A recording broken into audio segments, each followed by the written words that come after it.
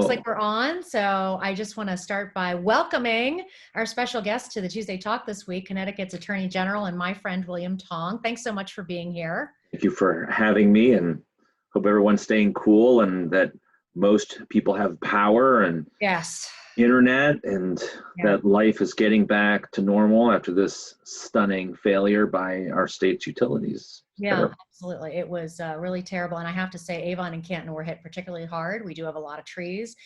We had people trapped in their homes for several days. We had not just the power outage, but, so many elderly that were, I think with the pandemic to begin with, it's so hard because seniors are isolated to begin with because they're not going to the senior centers. A lot of towns aren't even doing dial-a-ride because they don't want to have to disinfect the vehicles, et cetera, et cetera. And so this really added quite the kink this week. It was really challenging. But I wanted to start with our breaking news that we have a Democratic vice presidential candidate, and it is the fabulous Senator Kamala Harris. So I just wanted to get your thoughts on the pick. So first of all, an amazing, historic, beyond the best qualified candidate. And I had some others that I, favored as well. But, a former state attorney general, a United States senator, Judiciary Committee member in the U.S. Senate, and what is not often focused on, she's the first Asian Pacific American elected attorney general in the history of our country. That's amazing. So I have to be third because Kamala Harris screws the whole thing up. But, I think her impending nomination speaks not only to the historic moment that we're in and how important it is to choose a woman, a Black and Asian Pacific American woman, right, but someone whose life's work and background and education and vocation is, in providing justice and ensuring justice for all people and restoring the rule of law to our Department of Justice and to our federal government. So I just think this sends, that's just what it says to me. It sends so many important messages to me as your Attorney General. Yeah, and I think I agree with all of that. I think that, we all kind of had this like, oh, but we want her in the Senate, or maybe she could be on the Supreme Court, or maybe she could be the United States Attorney General. But I think that, especially since Joe committed to, having a woman, it's so critical, the pick, obviously. And I certainly can't think of a better pick than having her. And I'm just so excited because she really is amazing. And she is going to do a phenomenal job, I'm sure. I was thinking today, and I actually rewatched the video that you had put out at the end of May, shortly after George Floyd's death, and about, Black Lives Matter and where we are in the country at this point, and even where we are in Connecticut. I know that there was a bill before the legislature in 2019 to extend more civil rights work into your office. And I know for one, my opponent voted against that. Yeah. But I wanted you to just kind of speak to where you see things now as the Connecticut Attorney General. With respect to civil rights and Black Lives Matter, and protecting and defending the rights of all people, I think we have a lot of work to do. To be honest, legislature did a lot of important work last week, or sorry, not last week. And the weeks were starting to blend together, but a couple of weeks ago. But this isn't a moment to pop champagne corks, because every day I fight a president who is trying to dismantle our civil rights infrastructure. I don't think Black lives matter to him at all, to be honest. One wonders what lives do matter to the President of the United States, given his abysmal response to COVID and the global pandemic. And, this, even before Black Lives Matter, before George Floyd died, and I think you saw this in the video, and George Floyd's death focused us on the Black Lives Matter movement and how this country, in its original sin of slavery, has done so much damage to people in the African American community. But before that moment, you may recall that Asian Pacific Americans were targeted by the president, and we had a target on our backs since the beginning. Yeah, continue to be. I mean, I'll be honest. I was out with my family this past week, and when I saw a MAGA hat or a Trump flag, I may be your attorney general, but I'm a human being, and I wasn't feeling it. Like, I was worried that they would say something, that they would be aggressive towards me or my kids or my wife, that they would screen out China virus or Chinese virus or Wuhan virus or Kung flu or any of the things that people of color go through, but particularly when you've been scapegoated, gaslighted, whatever the word is, for a global pandemic. And so I just think we have so much work to do in this country. And I think what the selection of Kamala Harris says is that Vice President and soon-to-be President Biden is deeply committed to that. And it couldn't come a moment too soon. Yeah, I have to say, and Joe has his flaws. Every candidate has flaws, right? Myself included. No, we're not supposed to say that now. Like, we're between now and November. No, I know. All right. But I would say that the thing that I admire about Joe is that for 8 years, he served under the first African-American president, and never once did he try to show him up. Never once did he try to make him look bad. Never once did he, which is an interesting dynamic, truly, because he could have, gone out of his way to make him look, in some way, less than. And he never did. And I certainly believe that is part of his choice as well today, is to position, I think that's interesting because there's a famous story of Al Gore, who had a good governing relationship, very good governing relationship with his president, Bill Clinton, for 8 years. And there was some point, I think it was about healthcare, where President Clinton said, he's going through all the options, and he said, what am I supposed to do? And apparently, reportedly, Vice President Gore said, you can start by getting your head out of your ass. Yeah. And it's that kind of honest leadership and talk and partnership that I think Vice President Biden gave to President Obama. And the two of them were so, simpatico as people, right? Yes. And I think, one of the things that I think I missed, just getting back to AG stories, is that Kamala Harris and Beau Biden were close when they were both state AGs. And so I think that meant a lot to the vice president. And I think Biden said, this is a woman, first and foremost, who, knows my family and was close to my son. And I think that is a really good foundation for them to have a strong governing partnership. Absolutely. Absolutely. It really is. So I want to talk a little bit about your work. Now, you and I have had the opportunity to work on a couple things, sort of on, I say on the side, but, we worked on the Chris and Tony situation. They were trying to be deported, and we're grateful. That was crazy. Crazy. And I can't, it's hard to imagine, as memories are coming up in my phone or on Facebook, that was 2 full years ago, and more than 2 years, 2.5 now. And it's been more than 2.5 years since we've put, children into cages. When you say about this president that doesn't care about, anybody or anything, it's that's, what I think of. But also you and I, you were working on this vaping crisis.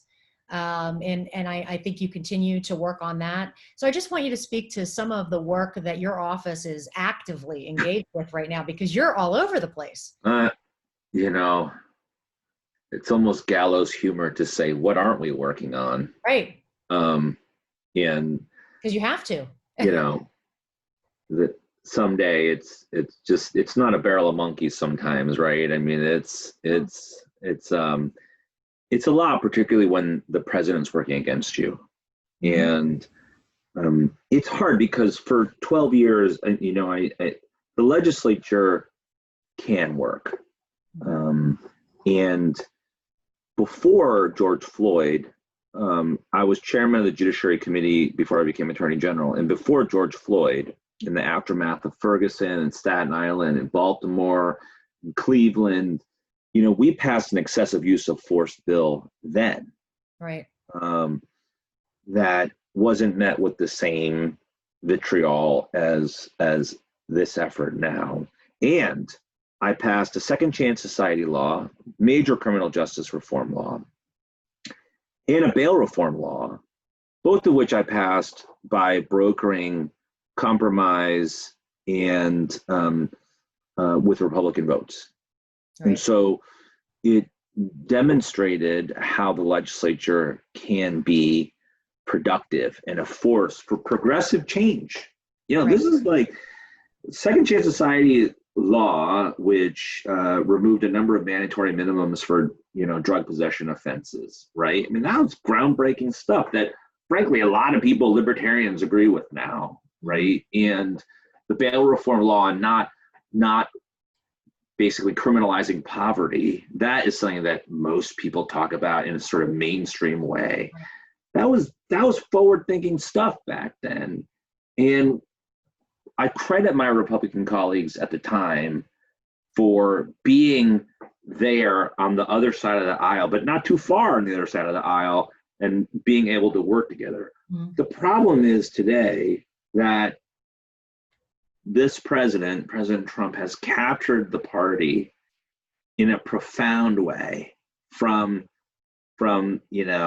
his band of Mark Meadows and all of those guys, mostly guys, I should say, in the White House, all the way down to the Connecticut State Republican Party and legislative candidates, local candidates, very, very, very pro-Trump, anti-immigrant, anti-civil rights, anti-woman, anti-criminal justice reform. And it's overwhelming sometimes. Yeah. What we have to contend with. So, a lot of my day is spent protecting the people of the state from the president's war on women and war on immigrants, and in many ways, president's attacks on the state of Connecticut, right? The SALT tax, for example. We have a lawsuit there, yep. Which costs Connecticut taxpayers an incredible amount of money. His border wall, where he's taking money away from Connecticut military construction projects and potentially our defense industry. So where do you start? Where do you start with this guy? Well, and especially when we were, in a period a couple of years ago where we were actually had all these jobs that, the defense contractors were looking to fill with skilled labor. And then, to scale that back, there just seems to be no happy medium. And that's, certainly concerning. I know for sure, today, what's on people's minds, because today we have our presidential primary. I'm sure absentee balloting, and I know that's on your mind as well. I mean, we had thousands of absentee ballots cast in Avon and Canton for today. I will say the polls, even though we were out there, was pretty quiet. I think people did take advantage of the ability to vote by mail, which is good. But maybe you could speak to that a little bit, because there were two. Because they did it. Yeah. They did it because we have to. As I argued this case personally before our state Supreme Court a couple of weeks ago. Mm-hmm. And the argument I made to the Chief Justice was the governor has the authority to order that everybody may vote by absentee, because he knows that it is a horrible idea in the middle of a global pandemic where everyone is at risk of a fast-spreading respiratory disease that's airborne, by the way, to pack us into almost 800 voting locations across the state on a single, how hot is it today? On a single hot day, brutal day in August, right? And subject all of us to the risk of infection or death. It's crazy. It's crazy. And the state Supreme Court saw it my way. But what was hard about that case, again, is that the plaintiffs in that case were the two Republicans running for Congress in the first, and the two Republicans running for Congress in the second, one of whom withdrew today, allegedly because of domestic violence charges. And I said, what is this about, Your Honor? This is about a national campaign by the president to disenfranchise hundreds of thousands of voters, right? And to put people at risk in the middle of a global pandemic. And we've already seen him attack the Postal Service, right, as a way potentially to steal this election. And that's why it was so important for me to argue this case myself, because I had to personally tell the state Supreme Court what was at stake, right? It was our public health, the health of hundreds of thousands of Connecticut voters that was at stake. The governor's authority to protect us was at stake, but also our democracy was at stake, because this is a campaign to deny us the opportunity to vote and to exercise the franchise. Absolutely. And I will tell you, I've been talking to friends, at least in Avon. There have been several days we've had no mail, which has never happened in my lifetime, where there's literally been no mail, not a postcard, a coupon, a catalog. I mean, it is very concerning. And I was grateful to the Secretary of the State for putting those ballot boxes, in our towns, to have access to at least be able to safely deliver it ourselves. It's especially in the middle of a pandemic, when you can't just walk into town hall and fill out your absentee ballot the way you might have in the past. And I would also say, I'm so glad that it went through, because today, standing at the polls and thinking about how, had we not had that option and how busy the polls would have been in this, what will be a legendary presidential year, think about all those people who would have had to stand out in that brutal heat. We would have had EMS at half the polling locations, because it's just so brutally hot. So I'm truly grateful. And how many public schools in Connecticut have air conditioning? Yeah. Right. Good luck. Right. Or they have it in the school, but not the gym. And often we vote in the gym. Yeah. So it's incredibly challenging. And we're headed back to school. And so how many people do you really want to have in there when we're planning on, a lot of locations, hybrid option? You just don't want to put more people at risk. So let's talk pharmaceuticals. Where are we with, I know you're constantly fighting those battles, generic drugs. Here, this was an industry invented to lower prices. And I can just tell you from my own family, it never ceases to amaze me how a drug that is, decades old, the cost just keeps going like this. So this is one of the big parts of my job. The biggest part of my job is representing the state of Connecticut as its lawyer. And when you're in the legislature, I will represent the legislature and defend statutes that you pass, laws that you pass. I represent the governor in his official capacity, and state officials and agencies. That's a big part of my job. The part I just talked about with respect to the president and protecting the state of Connecticut, it's an incredibly important part of my job, but it's not like the day-to-day blocking and tackling of my job, right? It's just an extraordinary part of my job because of this guy in the White House. Mm-hmm. But the other huge part of my job is consumer protection. And state attorneys general across the country have extraordinary authority to protect consumers in the name of the state. Kamala Harris did it when she was attorney general with respect to the financial crisis and big banks. So one area in which I'm leading a 50-state coalition is in taking on the generic drug industry, and in particular, the biggest generic drug companies for price fixing. And so that was started under General Jepsen before I became Attorney General. We've since filed 2 more complaints against, the last one was against the dermatological industry. Now this really hits home, because if anybody, has garden variety dermatological ailments, I do. I suffer from rosacea, and as I said on 60 Minutes, I take this pill called doxycycline, which most of us have. It's an antibiotic. Most of us have encountered. A lot of people take it for Lyme or Yeah, tick-related illnesses. different things. Yep. This is a 40-year-old drug. Mm-hmm. The cost of, or the time to recoup the cost of developing that drug is long since passed, right? No one's trying to make their money back from research and development, right? This is basic stuff.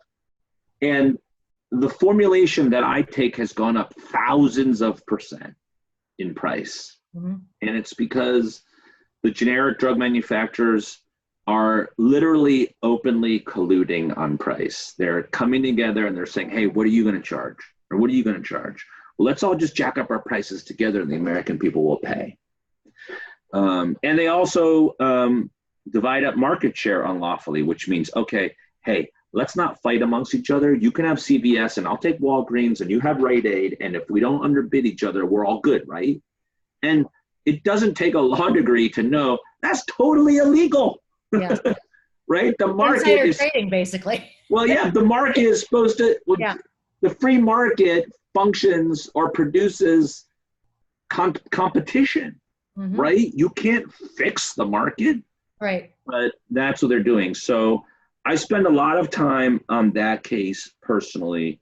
The other case that blows up both of my phones, and it's been blowing up over the last couple of hours, and I have a meeting. After this, I'm going to jump on an AG-only meeting with about 12 other AGs who are leading the national opioid litigation and investigations. Yeah. And talk about a pandemic and a public health emergency. Really? That was there before this pandemic. Absolutely. And the rate of death and people suffering from addiction has only increased during the COVID pandemic. And so we have a call. More isolation, more loneliness, more depression, more, it's. And it's, the toll that it has taken on people, and the lack of taking of responsibility by many people who are responsible for it it's hard to take, honestly. I will tell you, it's just unabashed greed. Well, and it really hit home for me when I first became Attorney General. I have the opportunity to sit with families when I can sit with them.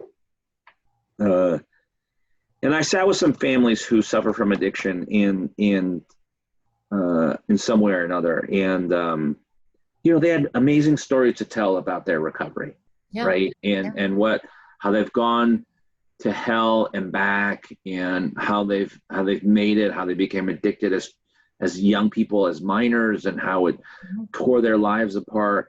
And we were celebrating, in a way, how well they're doing. Right. But you can't help but sit there, and it occurs to you at some point, that's great, but most of these people aren't going to make it. No. I can't, I will tell you from this district, it was crushing in a lot of. It ravages communities. Yeah, it has ravaged, portions of Collinsville and Canton. There was a woman, I can remember knocking her door in 2018, and she had a picture of her son with his birthday and his death day on her shirt. And she said, we moved to Avon to get him out of the crowd that he was in. And he ended up finding again and over. There's so many. Our friend Dita Bhargava, and her family's story, she's been such an incredible advocate. Think of all the people that you've sat with, but think of all the people you won't be able to sit with. And that's why, Purdue Pharma is a Connecticut company. It's based in Stamford. I live in Stamford. People ask me, what does that mean to you? That means I have a personal and special obligation to be as tough on them as I can possibly be.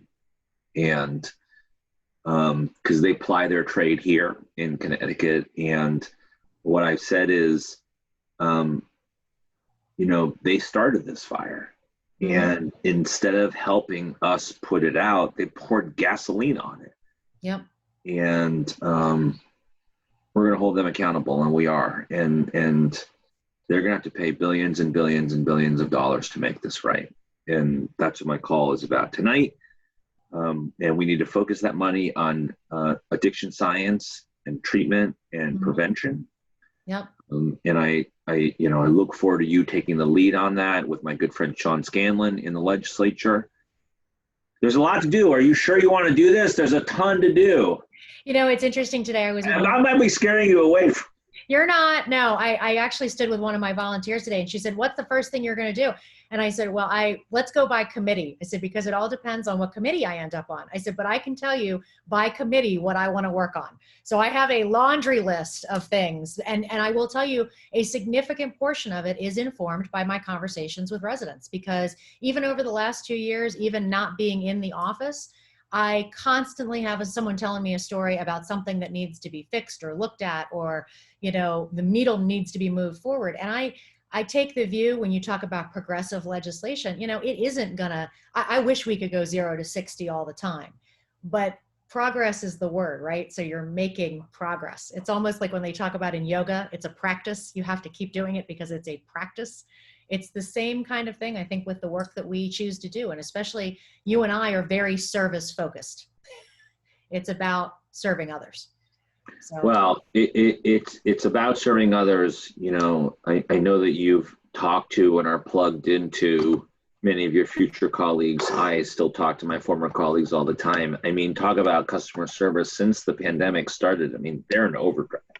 They have constituents calling about unemployment benefits, about rent and eviction abatement, right? About addiction, right? Yep. About testing. Where do I get testing? And what happens with school? And what happens to my job? And internet costs? And all those sorts of things that EverSource hiking up the rate. That at the end of the day, people are like, well, who can help me with this, right? Who can I call? And at the end of the day, very often your first call should be your state legislator, your state representative. And it's got to be somebody who is like, okay, what's your problem? I don't know what I can do, but I'm willing to try. And that's the attitude of any good state legislator. And sometimes, unfortunately, the answer can be not much, but I find that at least attempting, sometimes you get more information, and sometimes that's helpful. Like with the unemployment stuff, I've had so many people call, and sometimes it's just one kernel of information that I was able to give them that got their claim through, and that was the difference between feeding their family that week or not.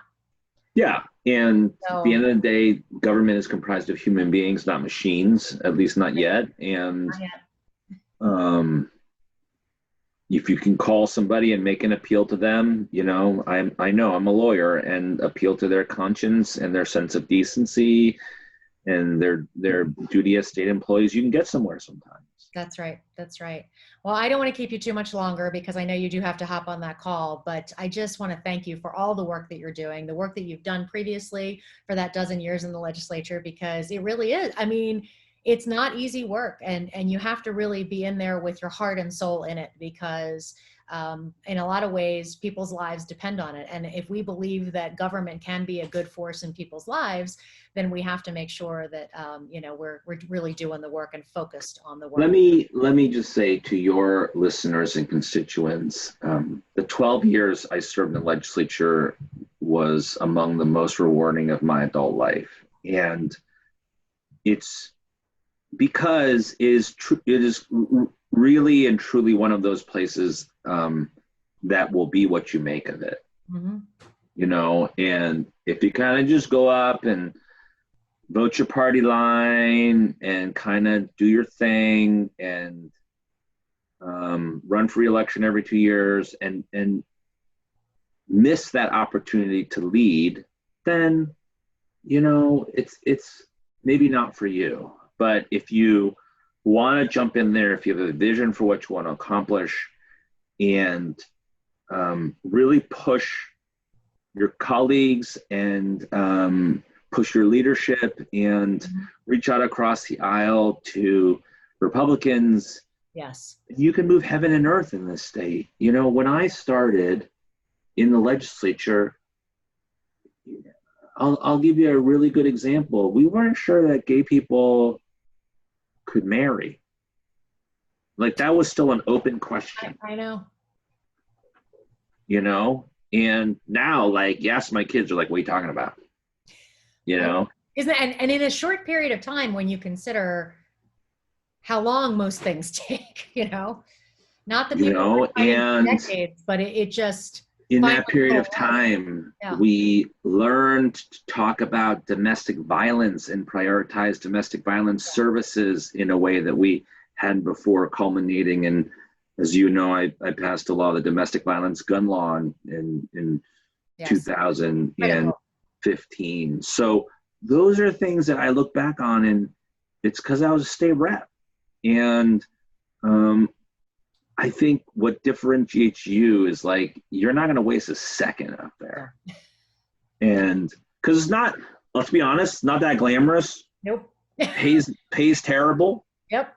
You get people calling you at all hours of the night, angry about this or that. They all have my cell phone number. So they all have your cell phone number.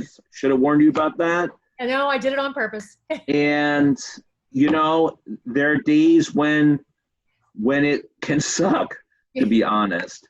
But there are days when you sit with Mary Jackson and she tells you about her beautiful daughter, Lori, and how she misses her and why it's so important to fight for her in the domestic violence gun law.